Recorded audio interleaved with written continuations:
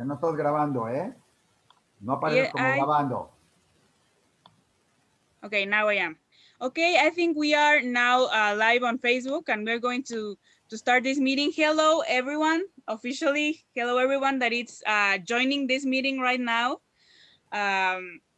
We are so happy to have you here.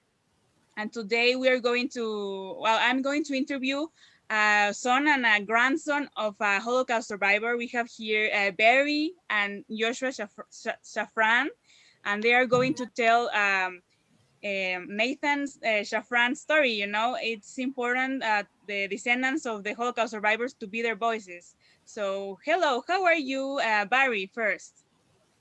Hello, how are you? I'm in Boynton Beach, near Miami, Florida, is where I'm joining you from today. Oh, yes, that's good. Thank you so much for being here. He's the son, you know, of Want to Nathan. see the snow? Look at that. Oh, you have snow there in Canada, Oh, right, yeah, Johnny? it's snow here. Yeah, I will show it to you. No, you cannot see. Yeah, more or less we can see, but okay, thank you. So now, how are you, Joshua? I'm doing fine. Thank you for asking. Okay, so yes, thank you, everyone. If you can turn on your camera, everyone, it will be nice, you know, so we can see each other. I think more people is going to join in some minutes, but we are starting this interview. For me, it's an honor doing this project that is called The Voice of the Silence, and also working with Diariojudio with Isaac here in Mexico. So thank you, everyone, for joining to this meeting. And I will ask some questions to Barry, that is the son of the survivor, and Joshua, and other questions. So let's start. I want to ask you, Barry, first. What was the name of your dad, and where was he from? From which city, you know, and country? Well, my dad's name was Nathan Szafran. He was born March 19th, 1925 in a town called Strykow, Strykow, Poland, which is probably about 20 kilometers from Lodz and about 2.5 hours from Warsaw. Oh, okay. Yes, and can you tell us how was like his childhood, you know, with his family? Were they religious? What did they do as a family? What was his environment? Well, yes, dad was one of 7 children. He had 6 other brothers, or 5 brothers, 2 sisters, and they grew up in a religious environment and household. His father and his mother, they did keep kosher in the home, and he grew up, he was going to religious school when it was allowed and when he had the opportunity. And a lot of times he would go to religious school, and it would be like after his regular education, he would be going like 4 days a week after that school was over to the religious school. And by the end of the week, if he didn't learn what they wanted him to learn, he was in there all day on Sunday as well. And Thursday, right before Shabbat. Yes. Thank you. They were like a really religious family, right? They used to go to, yes, to Shabbat, to all these Jewish traditions and all this. Okay, I want to make it like interactive. You know, I think it's amazing to have the son and the grandson of the survivor of Nathan. So I want to ask you, Joshua, what did you know? Like, how did his life, your grandfather's life, changed when the Nazis occupied Poland? Well, initially, he was born in 1925, so he was pretty young when it first started. He was around 11, 12 years old when the occupation first set forth. Like his older brother, Barish, who my father's actually named after, was part of, trying to fight off the Nazis, but ultimately lost, but got returned home. one interesting thing about his home life I that was think, kind of Josh, hey, Josh, I think you should mention the parish was actually in the Polish army. yes, that's what I mean. He was in the Polish army. Yeah. But one thing that was kind of interesting, my grandfather's family was one of the few Polish families in all of one of the few Jewish families in all of Poland allowed to own land, because my grandfather's either grandfather or great grandfather lost a leg fighting the Russians in some revolution in the late 1800s, and from that point on, his family like was allowed to have the land, and like he was awarded land that was passed down. So that was kind of neat. But my grandfather himself, he was always savvy, always prideful, and he always knew how to game the system. So like there was always some anti-Semitism around, even though there was a decent maybe 30% Jewish population in the small town. Like if somebody made a comment, he was the kind of person who would take a wooden pencil box and smack them with it. But then when the teacher would say, okay, well, go home and bring your parent back, you're in trouble, he would just wander around town, go back to the school and be like, yeah, nobody's home. So he always knew the angle. I see somebody in the chat just asked what the name of the town was. The name of the town was Strykov, Strykow. But my grandfather, you know, the house they had, it was basically on this little, it had a creek on the backside. And the winter when the creek froze over, you know, they would go ice skating. They were, you know, they had fun as kids. But when the occupation started, at first, my father would actually go to work with his father, who worked in sheet metal, and they would actually be sent out to work on like the Nazis' barracks, you know, being working for the Germans in different capacities before they took full control. At first, they were still compensating them.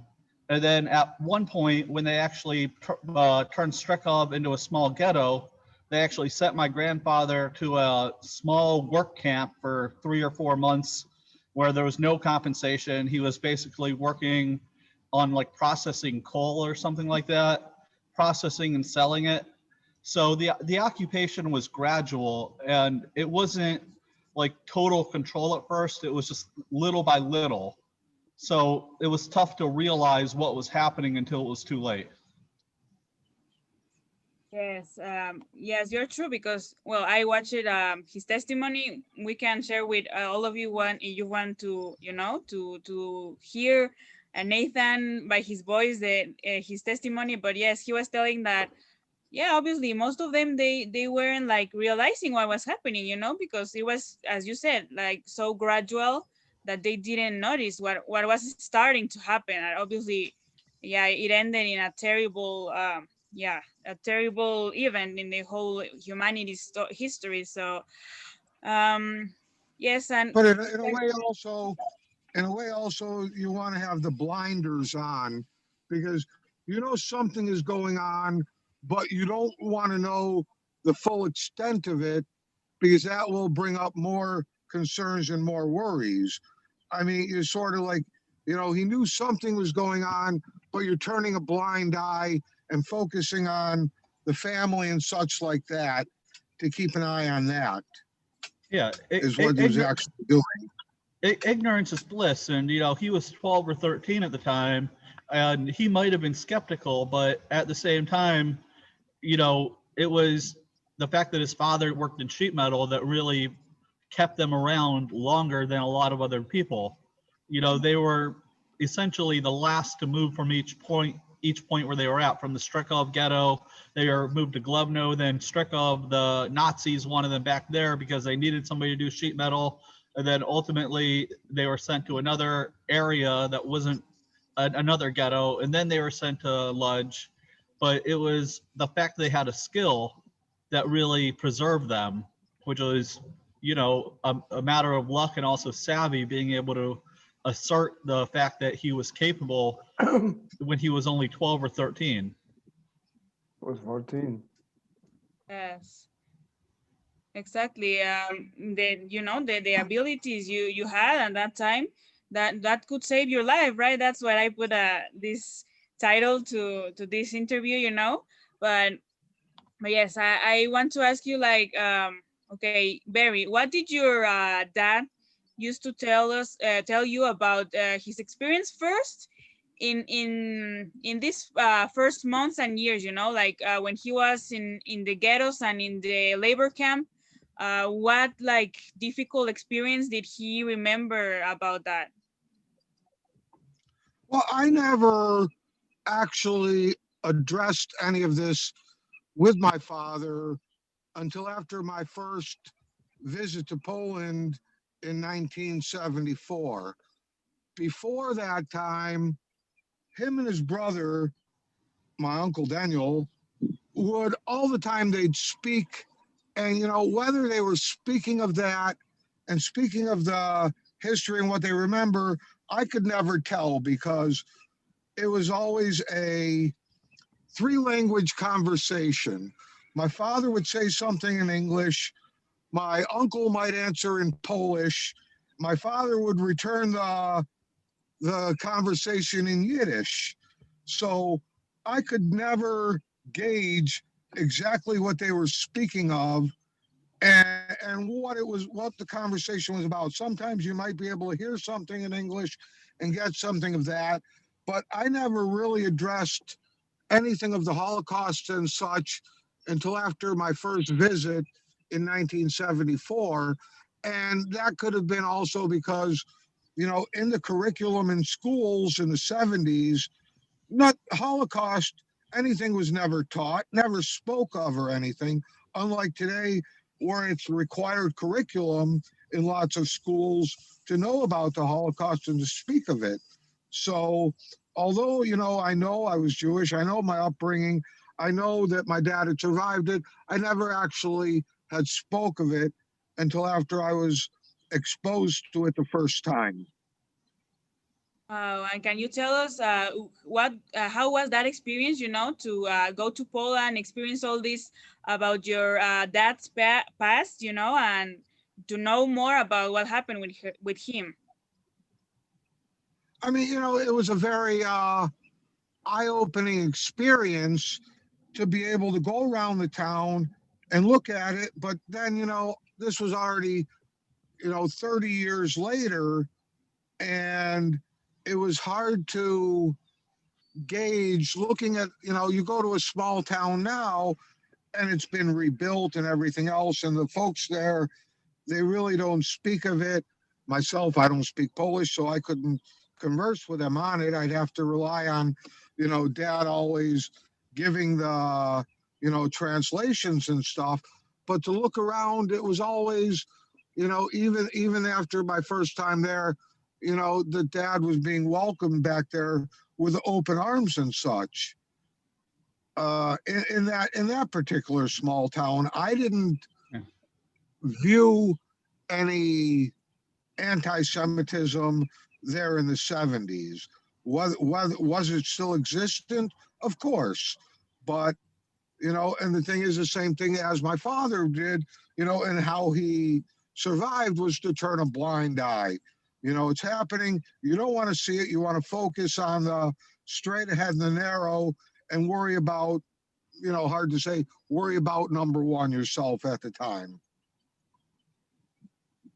Yes, of course. I think you know, the experience you had to go to your dad's town and all this, and I know that also Joshua, right? You went. Yeah, it's actually kind of interesting. So my father went in 74. So my father was around 13 when he went. I was maybe 12 or 13 when I went in, I want to say 2002, 2003, something like that. I spent the summer in Poland with my grandfather. He took me to You were lunch. there in, was it Summer yeah, 2002, I want to say. yeah, something about. Yeah, so we went to Auschwitz. You know, he showed me exactly which building he was in. Actually, he in the, not the main camp, but one of the camps, the Auschwitz Central Camp. That's where they had the masonry school that he actually went to. He actually signed his number in the guest book. They had a guest book in that building. When I was there last year, they didn't actually have a guest book anymore, but he did that. And, you know, for me, it was very, like, you could feel everything. It was very palpable. like going around, you would see gallows, you would see the wall where they would actually shoot people. You know, of the two camps, the camp that he spent more time in, where the school was and everything, that one was a bit more impactful, because the other one, at least when I went 20 years ago, or almost 20 years ago, a lot of it was already decayed. Most of the buildings were already torn down. The showers or the gas chambers, they were mostly collapsed.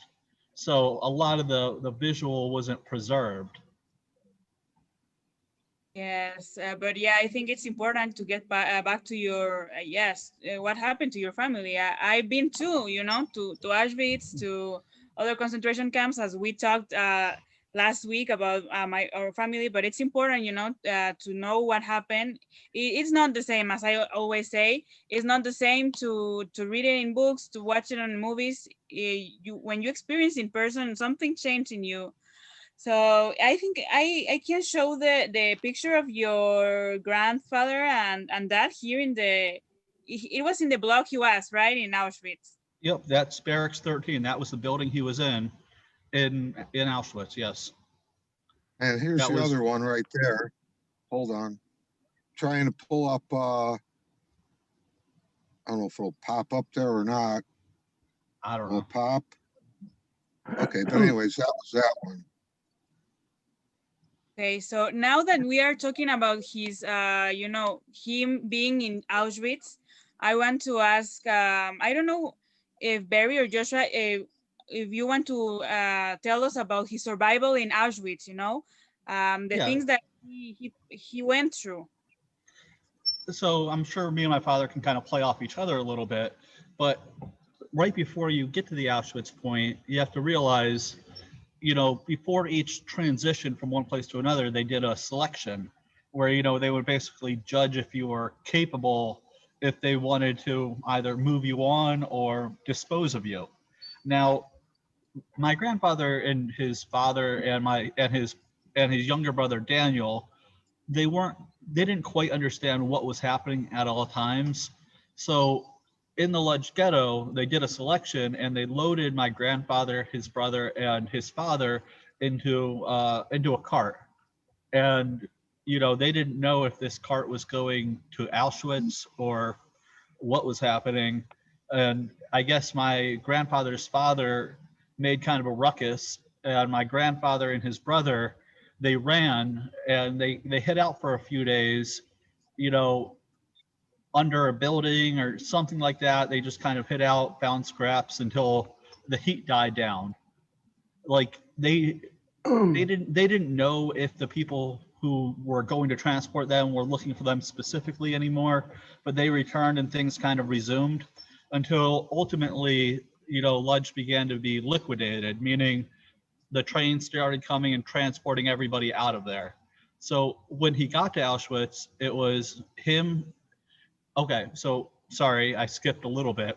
When his father made a ruckus, you know, his father stayed behind, and that was the last they saw of his father. You know, his two younger brothers had already been sent somewhere, and ultimately, you know, my grandfather traced everybody to where they ended up. But, you know, by that time, it was just him, his younger brother Daniel, his two sisters, and his mother. And when he got to Auschwitz, the mother and the two sisters were sent in one direction. Him and his brother were sent in the other. When they got there, Joseph Mengele and a few guards and capos and people, they were rushing them out of the train, you know, beating them, hurry up. And, you know, if somebody refused to be separated, you know, the Nazis wouldn't like pull them apart, but they would just push them together and rush them in one direction. So my grandfather, he understood when it was time to be compliant, but he also took risks in terms of gaming the system. You know, he found ways to get extra food. You know, he found ways to survive. And the other thing, he was probably 16, 17 by the time he got to Auschwitz. It was already 1944, late 43. So it was interesting that he was already 18, 19 years old. He was already 19 years old. Yeah. So what I'm getting at is, you know, he'd already been through a few places, and he already kind of built up a network of people that he knew, and he would run into these people at the different camps later on. And, you know, he learned to, all right, you know, hey, have you seen my brother Barish? And that's how he found out, like, yeah, he's no longer with us. Like, you know, there was another person that he knew from one camp, and then from Auschwitz, and then from Sachsenhausen, and then, you know, he was on the death march with them. Like, he was savvy enough to kind of build up this network of people who they relied on each other, and they were able to work and game the system. Yes. Can you tell us how did he manage to get that extra food and, you know, to, yeah, as you said, like trick the system? Yeah, like, you know, my grandfather and his brother, you know, if there was an opportunity to go back in line a second time, they would do that. Or, you know, I heard from my great uncle Daniel, who's still alive. He lives in upstate New York, up in Canton. You know, he would charm females working in the camp, and, you know, they took a liking to him. You know, they had this appeal to them that even though there was this submissive nature to being inmate, people liked them. The guards liked them. You know, they were, if something needed to be done, they did it. Whether, you know, okay, I need somebody who's an expert gardener, I need somebody who's an expert bricklayer. My grandfather was the first to raise his hand and say, I got it. And even if he's never done it before, he did it right, he did it the best, and it only took him one time. Wow. So he made himself useful enough where they wanted to keep him alive as much as he wanted to stay alive, and he made sure his brother was with him every step of the way as well. Yes, I think that was some of the keys, you know, to survive. I think to maybe you didn't know how to do something, but you say, oh yeah, I'm going to do it. And I think that's a thing that helped a lot to your grandfather, and that, right? So Yeah, like, you know, I don't want to, like, pardon my French a little bit, but it was kind of master bullshitter, where, you know, excellent poker bluff, if you will, where he made people believe it, and then he just made it happen. So that was kind of the key, where, you know, growing up, his father did sheet metal siding, roofing, and eventually, like, he just kind of converted that into anything that needed to be done. Rather than, you know, he realized having that skill was something that was better than working out in a field or digging ditches or something like that, where it was more expendable. You know, he didn't want to be expendable, he wanted to be useful, and he was savvy enough to realize that way early on. wow. Okay, so now I want to ask Barry, what thought, like difficult experiences did your dad well, I know you said that he didn't talk to you, you know, tell you maybe what happened, but what difficult, I know everything was difficult, you know, but I don't know why, what like specific experiences did he used to talk, or maybe in his testimony he said in Auschwitz? Well, you know, and the thing is, a lot, I could say a lot that Dad growing up would never share a lot with us.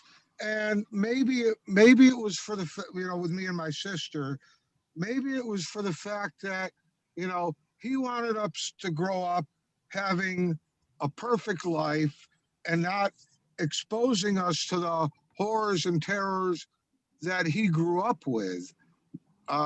If they were spoke of, and if you wanted to, a lot of times it would turn into a very short and brief conversation.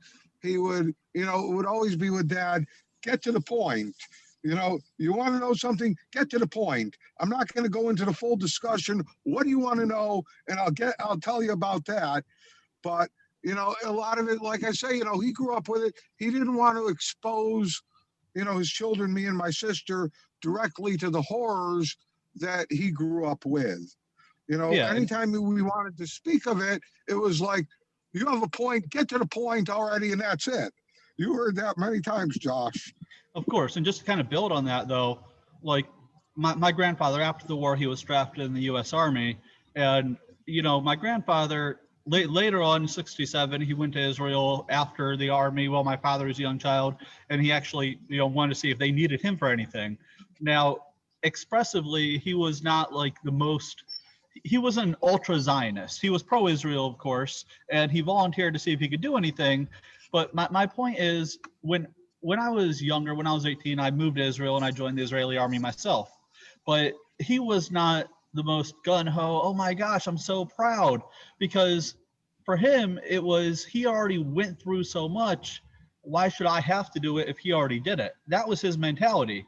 So, even exposing, explaining things, he didn't want to pass all of it down just because he figured he's carrying that burden, so the rest of his family doesn't have to. Like my grandmother even told me, my Nana, my father's mother, that even up until he passed away 5 years ago, that he still had nightmares of what he went through. Like it was scary stuff. In the main camp in Auschwitz, he would see people being hanged. He would see people being shot. He saw somebody being shot when he was 11, 12 years old at a labor camp before the official camps and everything even started. Somebody who just tried to escape. Like being exposed to that so young. And I would say, just a little bit of speculation, the thing that he learned, the biggest lesson he learned throughout the Holocaust was that self-control, where when he was a young kid, if somebody made a joke to him, and I said this early on, he was the kind of person to snap back and turn things physical very quickly. But once everything started and, the Nazis took control, the Germans took control, he realized, fighting back was the quickest way to get killed. So his way of fighting back had to be much more passive, being able to get extra rations, if there's an opportunity to get back in line, being able to get better jobs in the different areas. That was his way of really fighting back versus, being impulsive, which was something as a kid. And I had the same problem when I was a kid. I had a lot of impulse issues and I was very quick to snap. So that was just something I was able to relate with him on.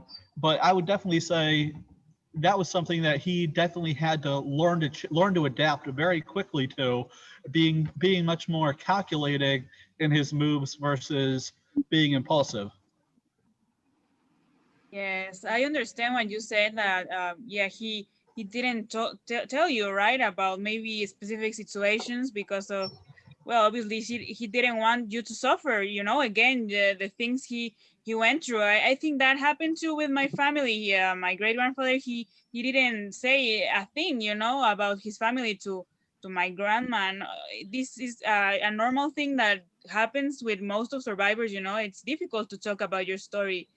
But yes, I think obviously he was so young and he needed to. Like when I went to the camps with him, he would show me, okay, this is where this happened. This is where they had the school. He showed me where the crematorium is at Auschwitz, which looks like it's buried under a hill. You said you've been there, so I'm sure you know what I'm talking about. Like they had no idea what that was until he went back there a few years later. So, it was still, whether, like my father said, whether it was they kind of knew because people were disappearing, but they didn't want to know, or he just didn't know. But it was like the biggest issue, the biggest struggle was that unknown. And even a lot of the stuff that he came to realize, he realized after the fact. And one thing, like my grandfather would talk more openly about, was his childhood growing up in Poland, things like that, which it's kind of ironic because he returned to that same small town for many, many years, right up until he passed away at 90 years old. Yet he left that small town at like 15 or 16 and that small town changed entirely when he was like 14, because that's when they put a ghetto in there. So he was basically holding on to or preserving that childhood. And, you know, they spoke Yiddish in the home growing up. Polish was kind of a second language. He knew it, but he learned that he always had to adapt. You know, he later picked up German pretty quickly. He was able to understand other languages, although he couldn't speak them fluently. Like if he was on a train, he could understand somebody speaking Russian, even though like he couldn't converse with them. He was always very savvy and realized he had to pick up these skills to survive, and it wasn't about flaunting them.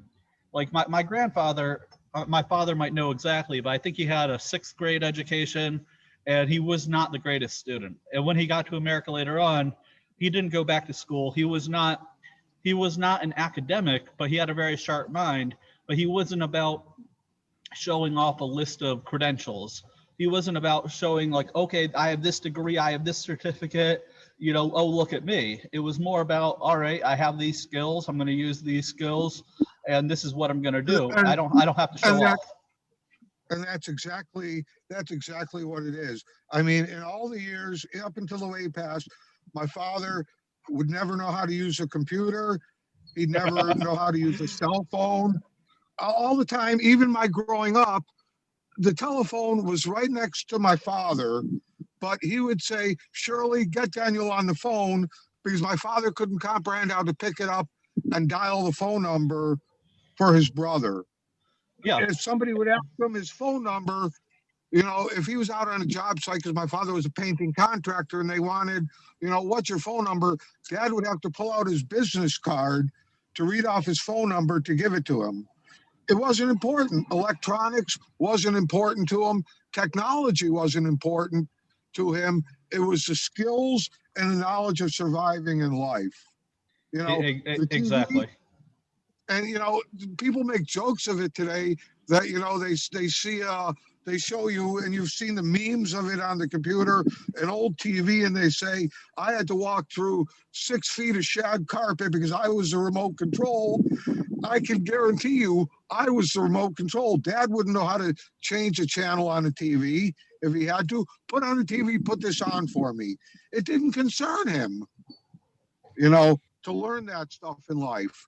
He knew how to survive, and that was it. The technology was advancing, and that was it. The interesting thing, though, is he didn't come to America until 1950. After the war, his brother was, you know, the Jewish agency in Germany, you know, people under a certain age, they were basically, I don't want to use the term indoctrinated, but they were sent to a school, and then, you know, they were taught like this ultra Zionism, and they were allowed to be transported to Israel. But my grandfather was older. He was already 19. He wasn't qualified for that. And if he wanted to go to Israel, he would have to sneak in. So he actually stayed in Germany for about 5 years. Now, what he did in Germany, you know, he got by. He knew how to hustle. He would be working the black market. You know, if goods fell off a truck, he would be able to resell them. And he made the connections where he would just build up a network, and he would be selling goods, making money. You know, he found first cousins or distant cousins that had survived, and he would help them out. And he would keep in touch with his brother Daniel via writing. Now, later on, when he got to America in 1950, he just realized, all right, well, you know, I don't really want to settle down here. And there was a refugee transport to America. He got transported there, and then they drafted him. He wasn't even a citizen yet. Now, you know, initially he didn't realize what that meant. You know, he got called into some enlistment center. They're like, all right, you're not qualified. You know, he didn't really speak the language yet. He put it off until finally, you know, he asked a friend, okay, what's this letter mean? They're like, yeah, you got to go. He goes to boot camp, he does it, and then he kind of goes AWOL. But he doesn't realize he's AWOL. He's just like, all right, well, they don't need me, I'm out of here. He gets called back. They send him to Germany, right back to where he was. He was a driver. He got the rank of sergeant, but even in the army, he knew how to work the system. where when there was an opportunity, you know, when somebody wanted something that he's just like, all right, whatever. People like, yeah, I don't understand. I don't speak it, whatever. But he taught himself English well enough by going to the movies, and he understood everything, but he knew when to invoke certain things to get away with it. And when he was a driver, he went back to doing the black market stuff out of the back of the truck, and he actually became a citizen at an embassy in Germany just by memorizing verbatim all the questions and answers. Like his buddies kind of trained him, okay, this is what you say, this is what you say. He didn't study, but they told him enough where he just got it, but he didn't even know what he was saying. So yeah, that's how he became a citizen after he was already in the army at some embassy where, yeah. And then he used the fact that he was a citizen to sponsor his brother to come to America later on. Wow, yes, I think, well, he was in the army right after all this. Yeah. So it's like incredible that someone wants to go to the army, you know, after being in all these. Well, it's not that he wanted to go; it's that he was drafted. Well, he didn't even know what the papers meant at first until ultimately they sent him, and he asked his buddy, and they're just like, "Yeah, you have to go." So, you know, he's just like, "All right," you know, he did what he was supposed to do, and they realized that, all right, he. From living in Germany for 5 years afterwards, he spoke fluent enough German, so that's why they sent him there. But yeah, him and his brother were in contact all the time. His brother went to Israel after Daniel, and his brother actually served in Milchamat Ma'ut, or Israel's War of Independence, in 48, and then the Suez Crisis in 56. His brother lived on a kibbutz, met his wife Simona, who's from Romania, and they had 2 children, and then came to America in 62. Well, I think I have these photos here of your grandfather. It was after war, right? Yeah, that's in the army, lying back, relaxing. And also, I think we have this certificate of the the army. That was his army ID. Yes. Well, so okay. Yeah, you already told us how he came to the United States. You know, first the issue with Israel and all this, and then he came to the USA. So I want to ask you, like, both of you first, maybe to Barry, how do you live being a son of a Holocaust survivor? How do you have been living, you know, all your life? Like, I don't know what you can tell us about it. You know, I say, how do you live? You know, you try and communicate all the time. I'm a member of many pages on the internet. There's many of them which are, I'm a member of a group of children of Holocaust survivors. There's many Holocaust surviving groups of descendants and survivors that are on the internet that I communicate with them. You know, if there's questions that are asked, and I can ask them that. My uncle, as a matter of fact, for many years still, I don't, you know, when he was still living in Las Vegas still a few years ago, he was communicating with schools, with groups, and telling stories. I don't know now if he's still doing that in New York, but you know, I have many friends who are teachers and such, and I try to pass along, you know, as much knowledge and information as I have that can continue to be passed along for generations, you know, because it's something that, you know, as I said earlier, you know, when I was growing up in the 70s, there was nothing in the schools and the curriculum mentions of it.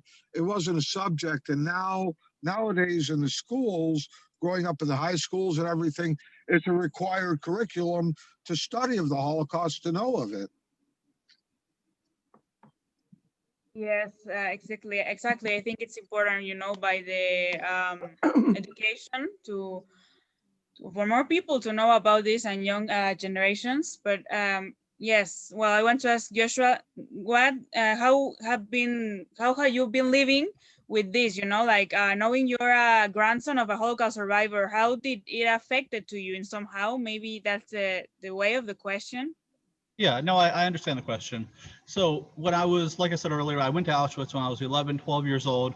And after that, I had this realization that all this family died just for being Jewish. And I didn't really know what it meant to me. I didn't grow up with a lot of religion in the home. So after that, I started exploring, started researching. Ultimately, that led to me to move to Israel when I was 18 and join the Israeli army. I did that for 2 years. I served in the Givati Brigade. You know, we had the Purple Beret.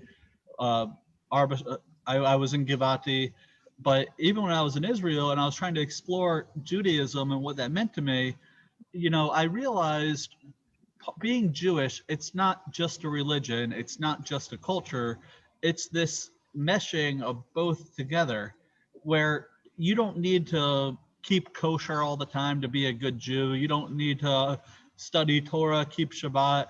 You know, there's going to be people who are going to judge you no matter what. There'll be somebody who's to them more Jewish that'll judge you, or there's going to be somebody who's less Jewish that will still judge you.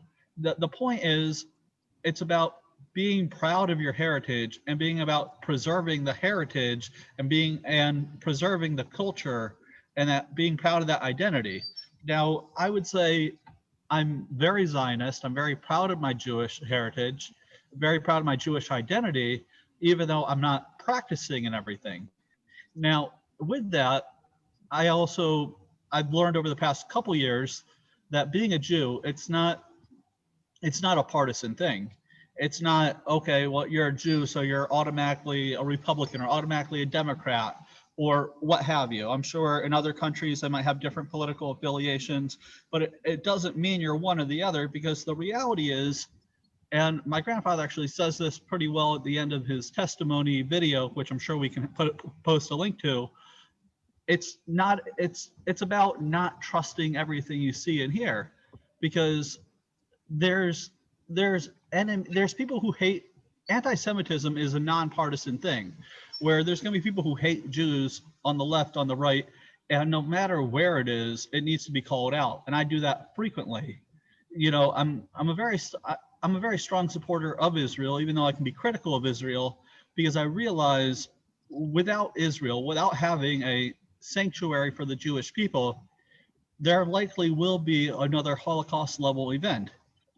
So that's why Israel needs to survive, because everywhere in the world there is anti-Semitic laws, there's anti-Semitic actions, there's people that ignore the anti-Semitic events that happen so frequently. So I always try to share anything that's happening that I believe to be sanctioned by either a government, a job, an institution, that people just kind of let it go, where in America right now, things are very heightened with racial polarization.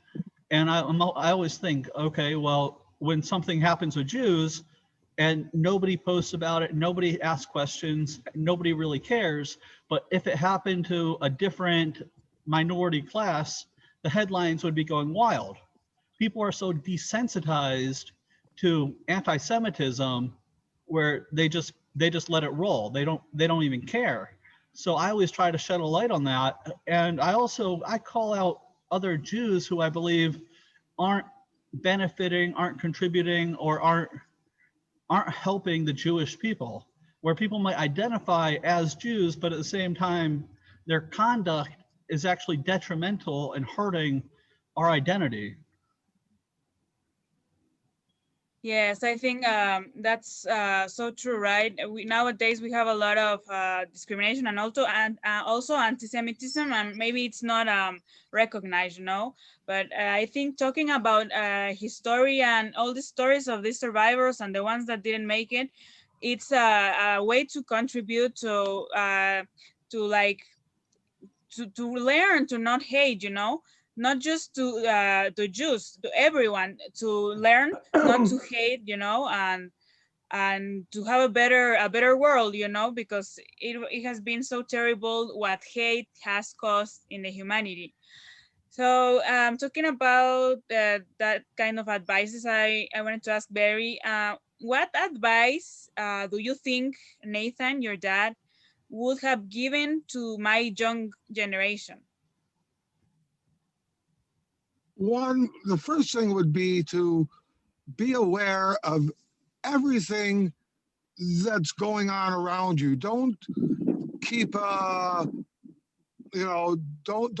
keep the narrow focus. You have to be aware of your complete and total surroundings and what is happening around you. Just because it doesn't involve you directly, you still need to know what is happening around you.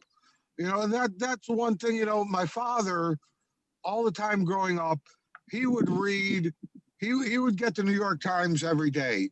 He would read it from cover to cover and read every single article in it. It would take him 6 hours just to read the newspaper, and it wasn't, like I say, this was the New York Times, and it's not even local stuff. He just wants to be aware of what's going on everywhere around him, and he would read everything completely in depth on it. And that's the thing, you can't be just narrow focused on, your complete, your immediate surroundings. You need to know what's happening around you all the time, everywhere, and be focused on it, whether you're not a part of it or not. Yes, exactly. I think it's so important to, as we were talking at the beginning, to don't live in the ignorance, because that's what leads us to commit more of this horrible thing that happened. And I want to remark, like, well, not the exact words he used, but I was listening to his testimony, and he said that the advice he was giving, mainly it was what you explained, right? But he said, don't be in the dark. He was telling that don't be in the dark. So that's a lesson for us to be more aware and to do not be in the ignorance of all the things that are happening. And also he was saying that we should ask questions. We should like question it, the things that are happening, that because there was maybe obviously they weren't guilty of what happened, but maybe there was an error, to not asking questions. Maybe they were not going to answer, obviously the Nazis and all, obviously maybe they weren't going to answer, but that's a good lesson. And okay, I think, I don't know if anyone has another Yeah, I have a question. Oh, go ahead, Johnny. Would you happen to know your grandfather Auschwitz number? I'm sure I have a picture of it somewhere. My father probably knows. Hold on. I got it right here, and it is B8107. Oh, so he came in the late 1944. Yes. No, yeah. Yes. Maybe I knew him. 1944 is when he went to Auschwitz. Would you sorry? happen to know the block in Auschwitz he was in? Well, he was in building 13. We had the picture of that she showed. It was 13. Oh yeah, block 14, I think. 13, 1-3. 13, yeah, I was block 19. Thank you. Yeah. Actually, I have a message for all of you. You see, we survivors happen to witness the biggest murder in the history of the world. Now, the only way to prevent again is by education. This is the key, education. Because when baby is born, the baby is not anti-Semitic, the baby doesn't know hate. The way you raise them, that's the way they're gonna be. This is the key, education. And there is only few of us left. And I'm involved very much in that, on the Zoom. Thank you. Thank you so much, Johnny. Yes, as you always say, right? Education is the key for these generations. That's why we are doing these interviews. Okay, I think, I don't know, Isaac, if you have another question for them. Yes, I wanted to know with Barry, with Joshua, what does it mean for you to have here in this conversation all other survivors, because it's interesting that just in these cases with Samantha, it happens. Every time I am in a meeting with a survivor or in a conference, there is one survivor or somebody talking about it, and all the people that are hearing are not survivors or doesn't have any relation. But here you have other survivors, many of them. What does it mean for you to share your experience, your grandfather or your father experience with other survivors and hear about with them? Well, the thing is, it's a part of our history, and it should never be forgotten. And that's the thing, if people don't speak of it, they're not going to know of it anymore. And, and just by speaking with us and whatever, you can always develop you can try and develop another story and learn more from it. Just like we just heard from Johnny there, that Johnny, he could tell straight off from my father's number that he was in Auschwitz in 1944, and Johnny was saying that he was in Barracks 19. So, I can, whether I know him or not, I can directly relate to it because I've been to Auschwitz, I know 19. So now, if I were to look at a picture, I could say, I know somebody else who was there as well. Well, Exactly. In Block 19? No, I might have a photo of it. I do not know. I'd have to look, Johnny. yeah, like I've been to Auschwitz twice. I've taken many pictures. But to answer Isaac's question, being able to share my grandfather's experience with other survivors, it's easier than sharing with people who don't have the same type of connection. Although it's more impactful to share with people who aren't connected to it, but a lot of times they're unable to comprehend the magnitude of it. People hear 6 million plus all the time.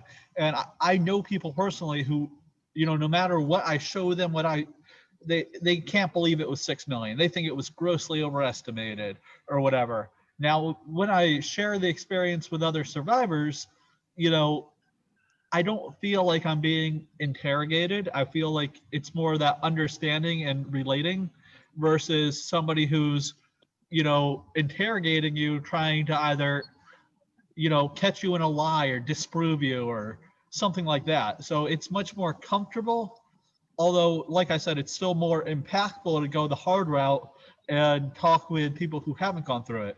But the last time I did, I sat with somebody a survivor who was speaking about a year and a half ago at a local Jewish event, and this person was from, I forgot where in Poland, but I guess he has one of the larger Holocaust relating antiques that he donated to the Holocaust Museum in DC, and he's local to Baltimore, but he had, I could sense so much hatred in him.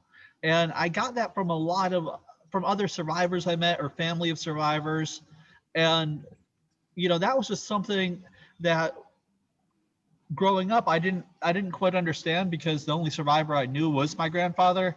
And he was not a hateful person, but he was still a very serious person. Going back to Poland all the time, when my grandfather was in Poland, being around the people he would be able to relax, do shots of vodka with people. I had my first vodka when I was 11, 12 years old with my grandfather in Poland.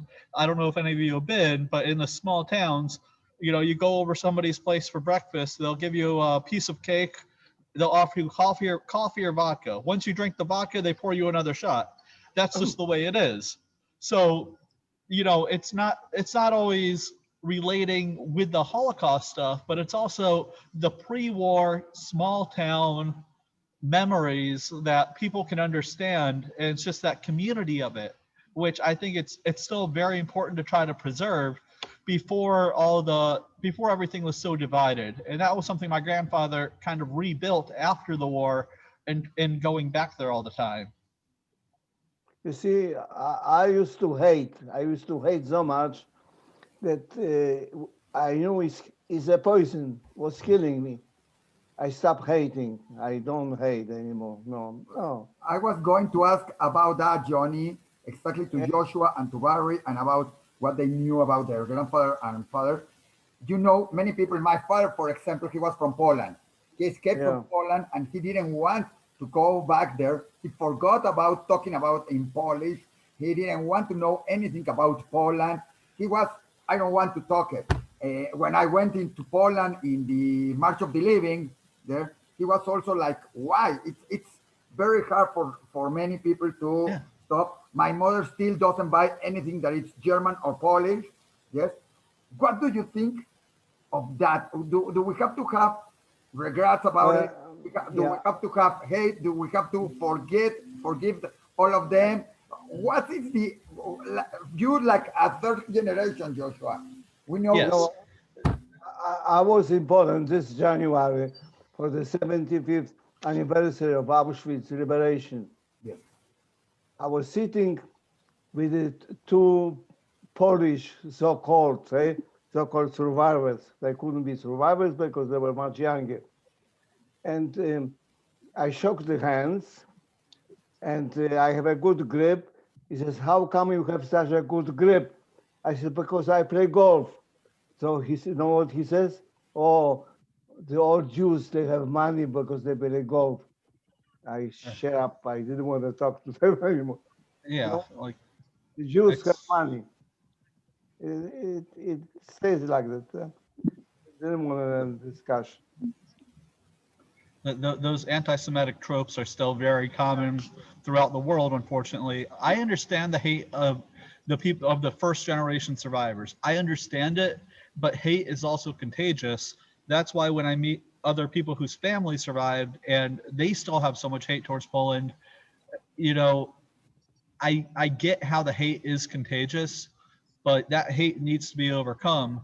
And I'm just very fortunate that my grandfather didn't pass hate to me, but my grandfather and even my father, they taught me, you know, judge each person by who they are as individuals, not by where they come from or who their family is or what religion they are. You know, if somebody's a good person, they're a good person. It doesn't matter what they look like or where they're from. You know, That's yeah. why I say education. That's the only key. The way you educate the people, they grow up. On the 75th anniversary, you know who came to me? The president of Poland. I have a picture. Shook my hand. He said in Polish, I speak perfect Polish. He says, "You have to excuse me and excuse what happened here." Okay, let me bring one thing here. From 1996 until 2000, I was working for the United States State Department, and I was working with diplomatic security, and I was going all over the world to all the United States embassies and consulates, taking care of their security.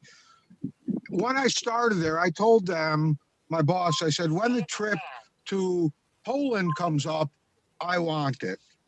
Well, it was coming up to go to Poland. I was a senior leader, and it was coming up like in January of a year. And I said to Dad, Dad, I said, you're going with me to Poland. And he was like, you know, I've already been a couple times. Dad said, it's too cold. I'm not going. I said, yeah, you are. And so ultimately, we went to Warsaw to the American Embassy where I was working. Dad was staying to the hotel and such. But the United States ambassador knew that I was there. And I told him that my father was there also in my father's story.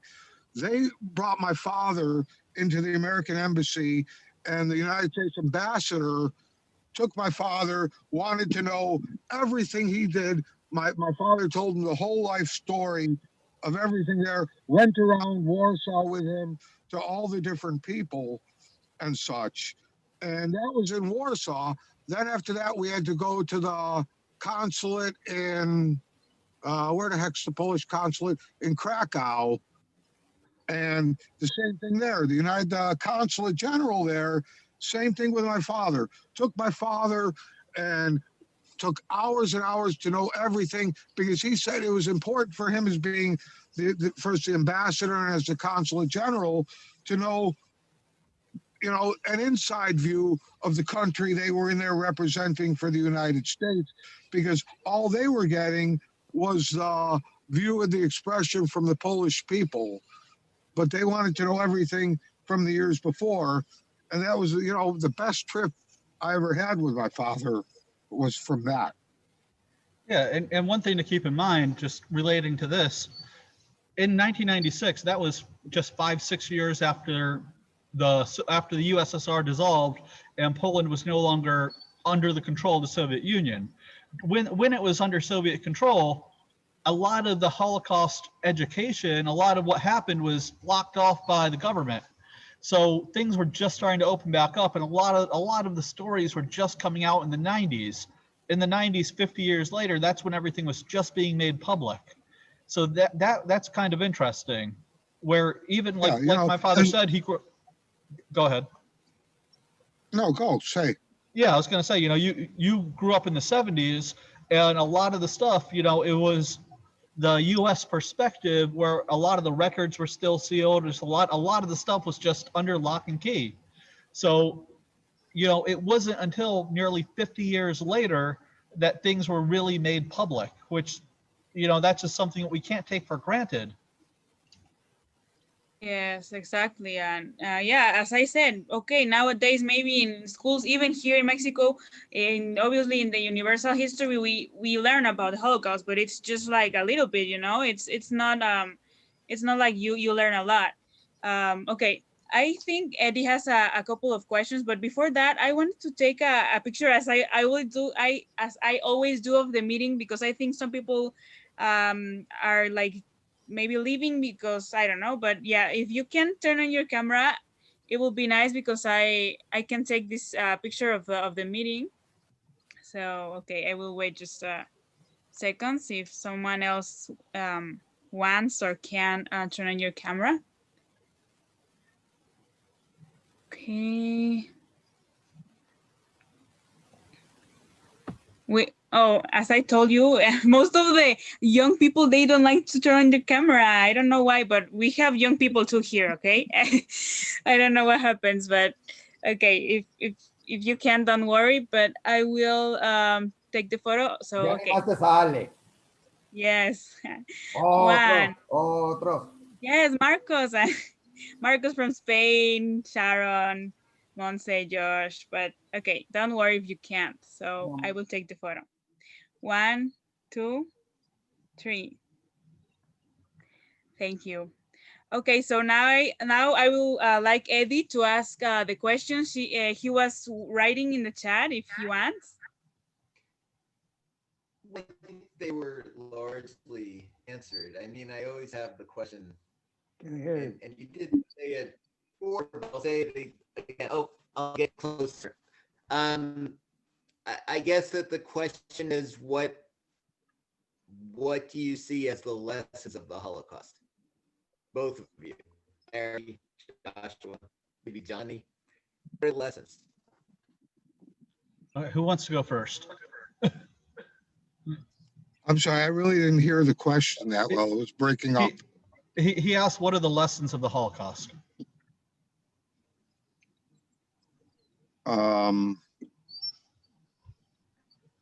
You know, that's a tough thing. The lessons, you know, and what, you know, you like I said earlier too, you have to, you know, be aware of everything that's going on around you, and you know, you can't keep a blind eye. You have to know what's going on, and you have to act accordingly, you know, and you have to, how can I say, adapt and overcome.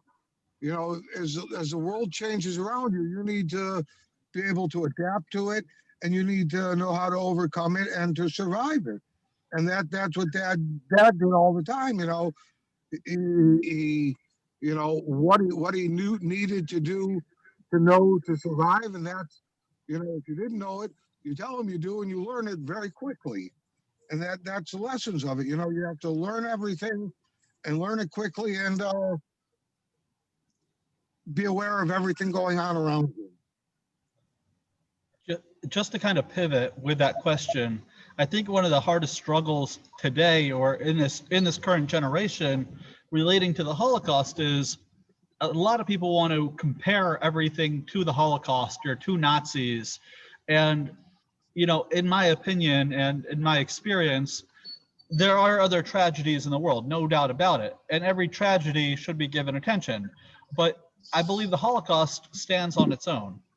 And, you know, whether it's the Holocaust of Jews or the other victims of the Holocaust, there was only one solution to the Jewish question, the final solution to the Jewish question. They were trying to wipe us off the face of the earth. Nowadays, people want to point the finger and say, oh, you're being a Nazi. Oh, you're being a Nazi. Oh, this is like concentration camps. This is like that. And it's not, and it trivializes and takes away from the gravity and the magnitude of it, which that's always something that when somebody does that, I try to explain how what they're doing is actually quite disrespectful to the memory of the Holocaust.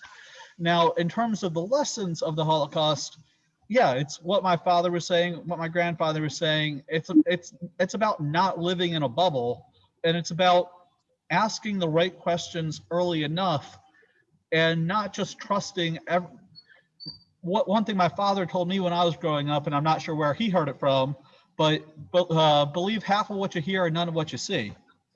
You know, it's about always being skeptical and taking everything with a grain of salt. So, you know, whether you watch one channel, read one newspaper, you don't just believe everything from one source.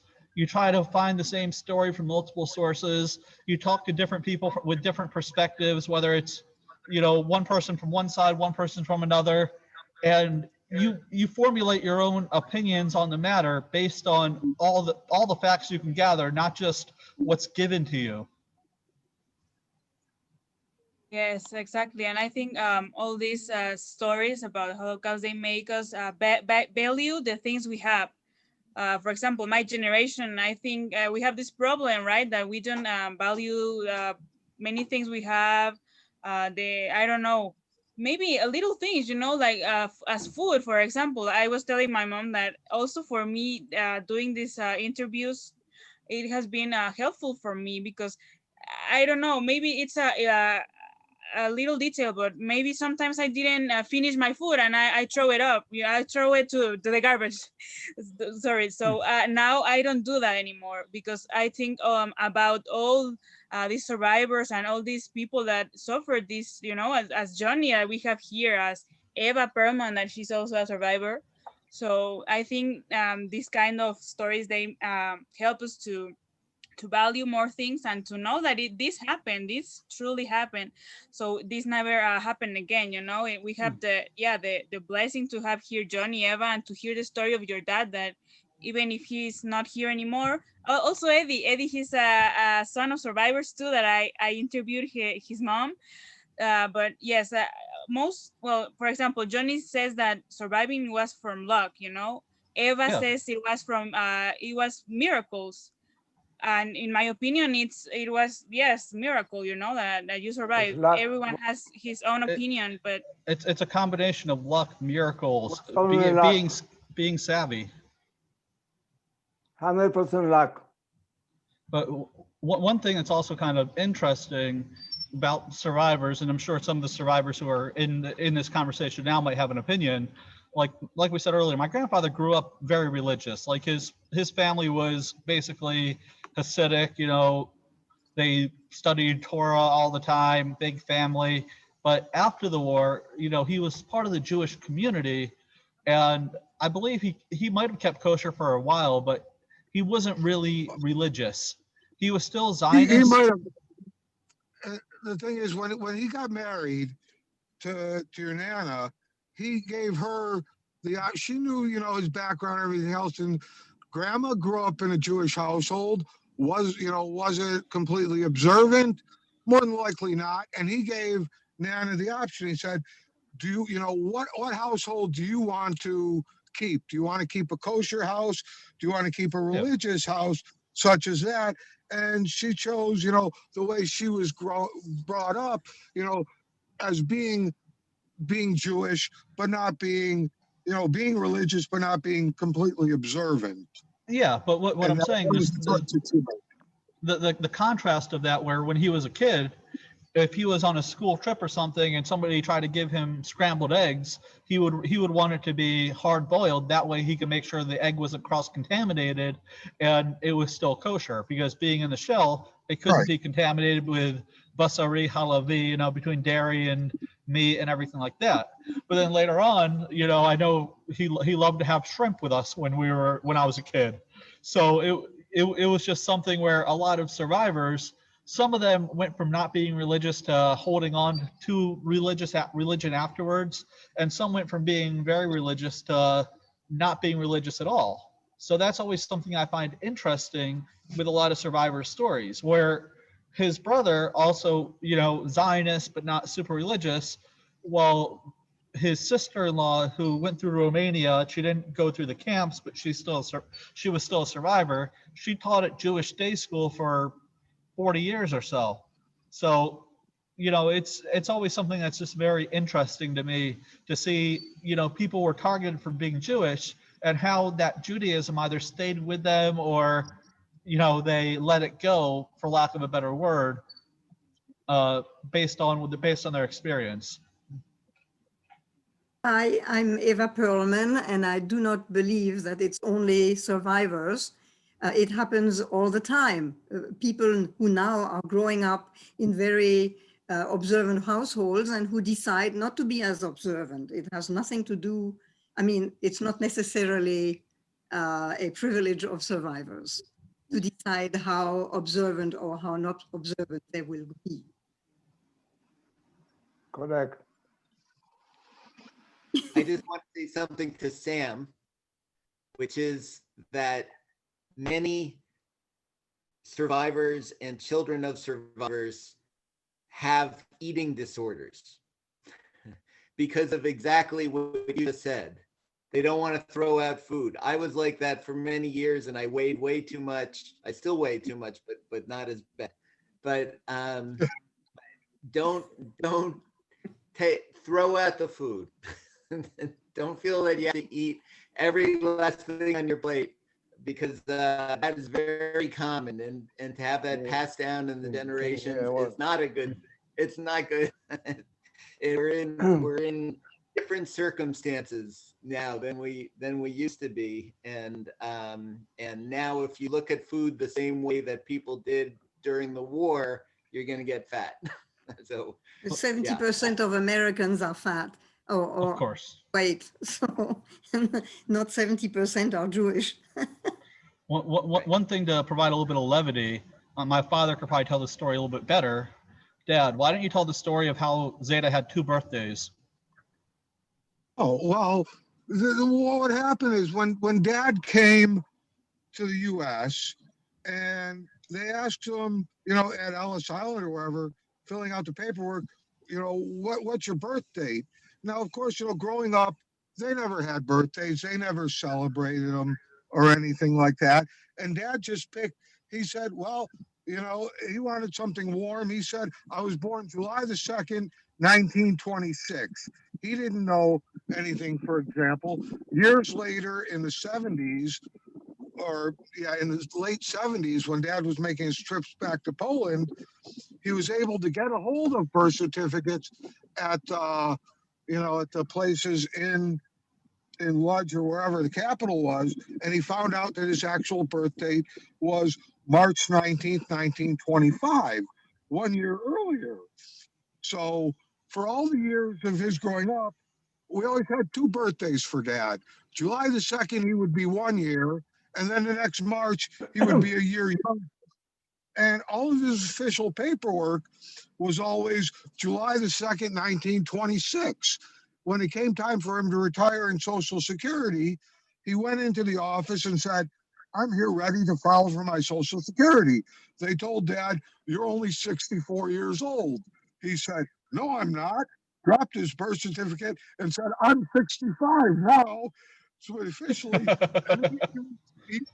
even through all the years when he, you know, knew his birth date, for all the years, I always had to give him 2 birthday presents, 2 birthday cards. He would get one in July, he would get one in March from us.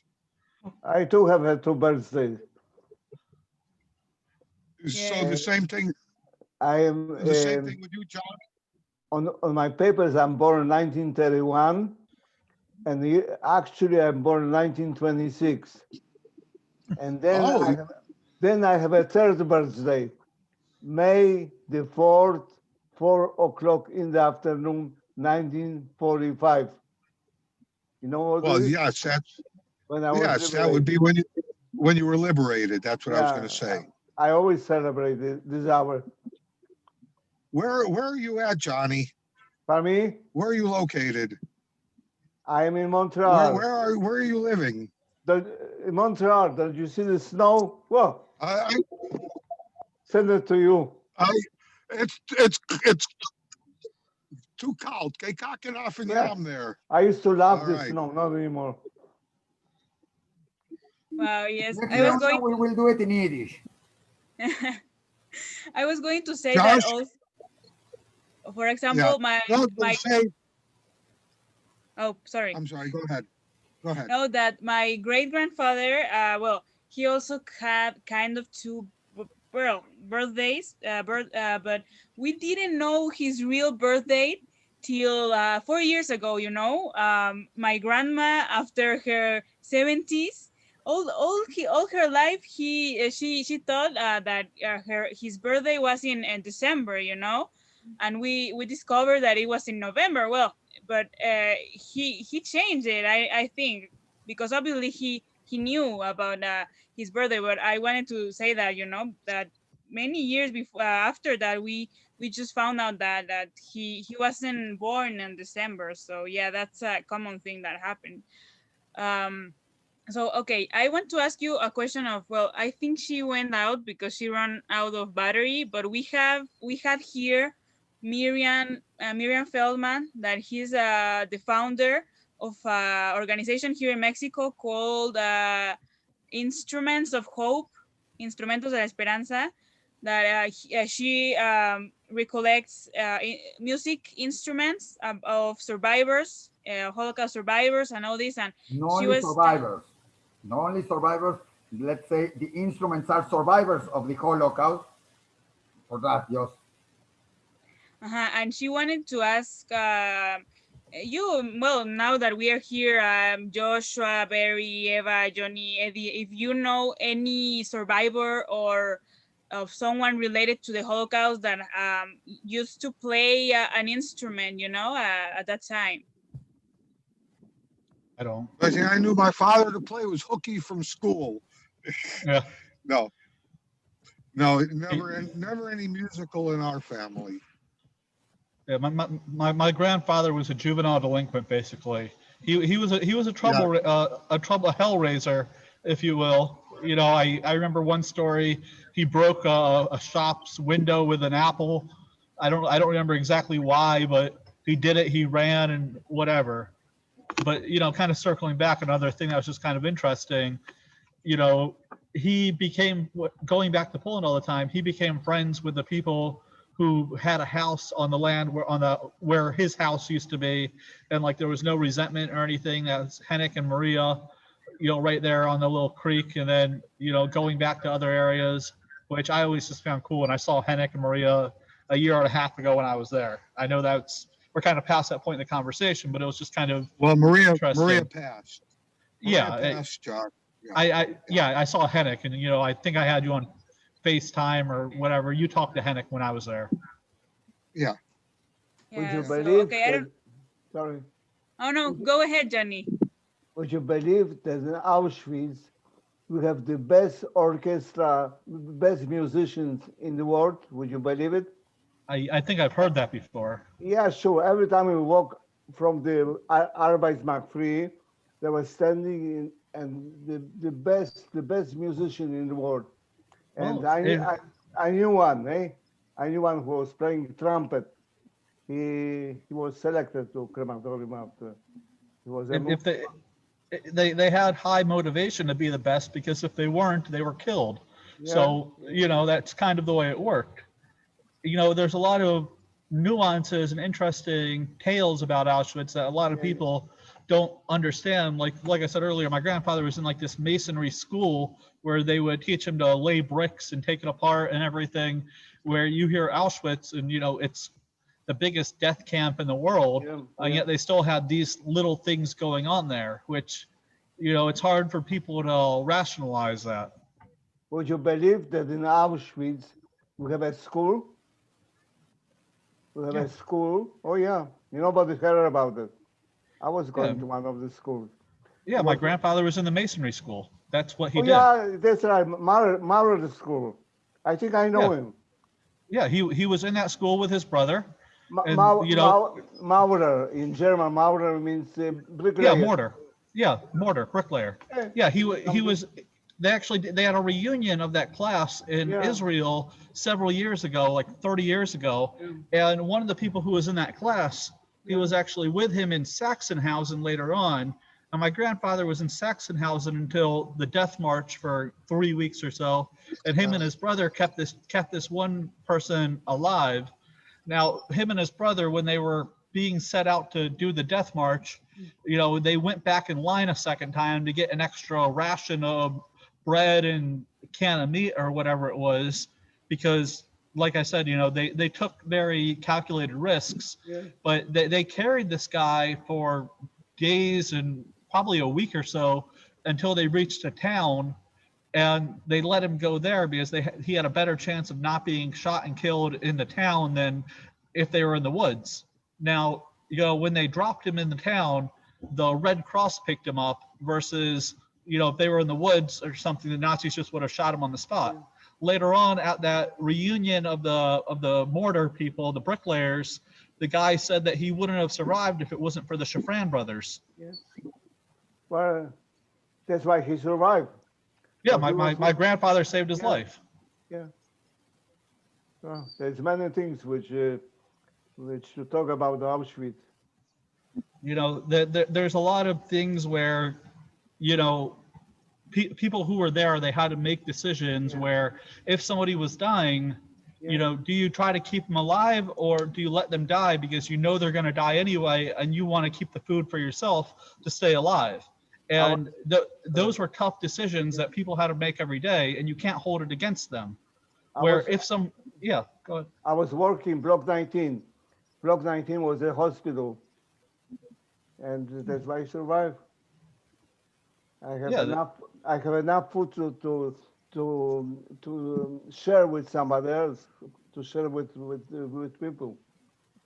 Yeah, there was somebody in the hospital wing who told my grandfather that his brother didn't make it. Like, he knew somebody in Block 19 who came from his same small town, because my grandfather knew everywhere he went, he knew somebody, whether it was a friend from a previous ghetto camp or whatever, anything like that. He always had a connection. Well, that's one answer is luck. Yeah. I was lucky that I was working in a hospital. He was lucky that he was a bricklayer in the Maurer school. That's how a few of us survive. Yes, well, obviously, as I said, all the opinions are, you know, worthy, you know. You think it's luck, for example. Well, me, it's like a personal. I can't obviously understand what is living in my own, you know, like you, Johnny, you went through. But I personally think it was obviously people that survived as you. It's because God had a purpose for you, you know. Maybe it's this, that you are telling your story with us so we don't forget what happened. I don't know. That's my point of view, and so personal. I just wanted to say that. And also, last question that Isaac and me were curious about is that Barry or Joshua, can you tell us a little bit more about that school in Auschwitz, the school that Nathan was in, like the Mason school? Because it's a topic that it's not really known, you know? I'm sure not many people, Johnny, knows that there was a school in the camp. Not many people knew that there is a school in the camp, Johnny. No, there was two schools, not only this one. Two schools? Yeah, the other school was nursing school. That's where I went. Right. And it was a school for the kids. It was a school I was working. School. And for what? If they wanted to kill everybody, for what they teach them? Luck, that's the whole story. Read my book, you will find out. Well, it was essentially slave labor. Yeah. What people don't realize, the Jews were slaves at the time during the Holocaust, and by giving them a skill, it was a skill for the slaves to use. Like when my grandfather was then in Sachsenhausen after Auschwitz, he worked with the gardens, whatnot. But at one point, because he had the history of sheet metal, and there was another guy from his town there, and he's like, "Tell them you're a master sheet metal person." And the guy didn't say it, and that's the last time my grandfather saw the guy. I guess the guy might have been afraid to lie or something, but if he had said it, he would have been sent to where my grandfather was sent to, like, this airplane factory. And, it was having that skill, and he was being forced to give free labor to the Nazi war movement at that point, basically. That's, Yeah, so even at Auschwitz, a lot of people don't understand, there were actually 3 camps. There was Birkenau, there was the Central, and then there was a factory. There was 50 camps around. Well, Wow. yeah, there was a lot of sub camps and everything, but there were the 3 main things where it was the main camp. Birkenau 1, Birkenau 2, and Auschwitz. Well, the factory as well, and that's where they actually produced the Zyklon B. yeah. That's where they produced the gas that they use in the showers. Okay. Yes. What I now I think we are going to the end of this meeting, but yes, I think it's Yeah, I gotta go. yes, don't worry. I wanted just to say a comment from Eva that I think she had to go, but she was telling you, Joshua and Barry, that you should write a book about your story. Well, Nathan's story. And okay, so for finishing this meeting, I just wanted to show 2 things. Well, show these photos. The first one, it's about your dad and grandfather and his brother. Just all of you to know them, the 2 survivors, right? The 2 Szafran survivors. Yep. Yes, Uncle is 93 right now. He'll be 94 next February.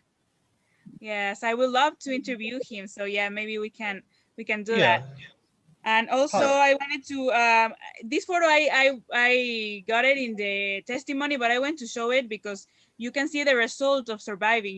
Like all the family that they had. So I wanted to show this photo of your beautiful family. Yeah, this was in 2001. Joshua, what happened to your hair, Josh? How about you, huh? Okay, and one last thing I want to do is that I wrote a poem for your for the memory of Nathan, of your dad and your grandfather. So I will show it here and I will read it and I will send it to you to have it. Okay, it says, he was so young, he lost a lot. His skill saved him. His smart mind set him free. Now his story is running through the air, so we never forget. Thank you so much, Barry. Thank you so much, Joshua, for telling Nathan's story. And thank you everyone for being here. Thank you, Johnny. Thank you, Agustin, Ron, Eddie, Ale. Thank you everyone, Sharon, Marcos, Abram, for being here in this meeting. And I hope you have, well, for the ones that celebrate Christmas, have a Merry Christmas and a Happy New Year to everyone. And we will have these interviews of many other people. So keep an eye on the page of the Voice of the Silence. And thank you so much, Joshua. Thank you so much, Barry. Thank you for organizing. Keep you good work. Thank you. Thank you. Thank you. Thank you, Johnny. Yeah, Sam, if you could, post a link to that YouTube testimony my grandfather did with this on Facebook or whatever, so other people can actually see his full thing. He did it in 2001, I want to say. We will do it It's on quite. Diariojudio, Joshua. What was that, Isaac? We will put also the link, Samantha will send it to me, and in the article where we put the interview and this interview, we will put it also in our media. That it's Diariojudio, and this is Jewish website and many others. So we will put it also there. Yeah, my father actually, he was given 5 VHS tapes when they did it in 2001. He had it converted into digital and uploaded it all to YouTube. So he did that. It's like 2.5 hours long, but you know, it's a very good detailed interview of his story, which, you know, for people that are curious, it would definitely help them to get more information. Exactly. I will post it. So thank you. Thank you so much. And we keep in touch. So, well, bye. Say bye to Barry, to Joshua, I think, that we are ending this meeting. So thank you. Thank you for having me. All right. Bye. Bye.